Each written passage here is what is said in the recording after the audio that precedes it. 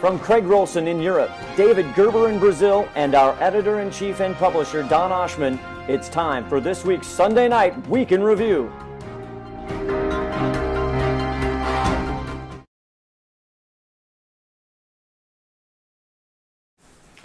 Good evening, and welcome to another edition of the HideNet International Sunday Night Market Report and Review. My name is Don Oshman, editor-in-chief and publisher of HideNet Publications. Tonight, our Craig Rolson reports from Europe that, pardon my attire, by the way, I just came back from a wedding. You'll never see me look this good again. Anyhow, Craig Rolson reports from Europe this week that leather orders have slowed, and that the financial problems, payment issues in Italy, and even from the Far East, the LCs being delayed, which are seen all over the place, but in Europe as well. And it's just not a matter that people don't want to honor their contracts. The prices haven't moved that much. It's a matter of the ability to finance hides. Even though they've come down a little bit, still very hard to afford to buy any stock and inventory. This is for both sides, the sellers and the buyers. Buyers, however, sellers tell us that buyers are not eager in the continent, and nor they're eager in the Far East. And generally in price, the sellers and buyers are further apart than usual.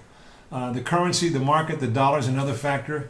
In the UK-Irish market, there's an easier undertone.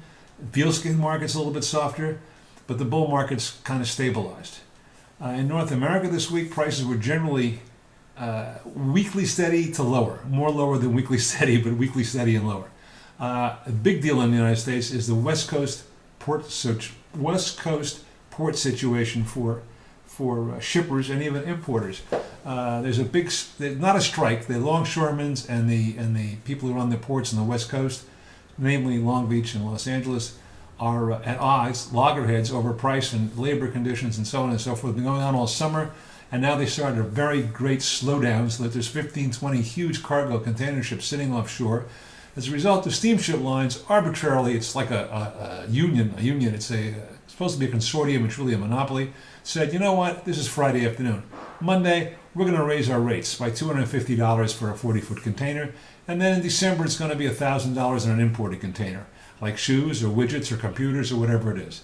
Can you imagine having an extra $250 hit on every container you've sold, haven't shipped yet? Now, presumably, this will go away once they settle the labor negotiations, but it'll take time to catch up, and who knows when they're going to settle this West Coast situation, because it's been going on since summer, and the government so far doesn't want to do anything about it. So that's a big, big problem, an expense that came in from out of the blue for shippers and importers. We also feature in this week's North American report the Cattle Buyers Weekly list of the top 30 packers. You can see who kills what, when, what kind of cattle they kill, and so on and so forth. Very interesting, and of course the capacity of which none of these plants are operating at now, because they're all losing over $100 a head recently.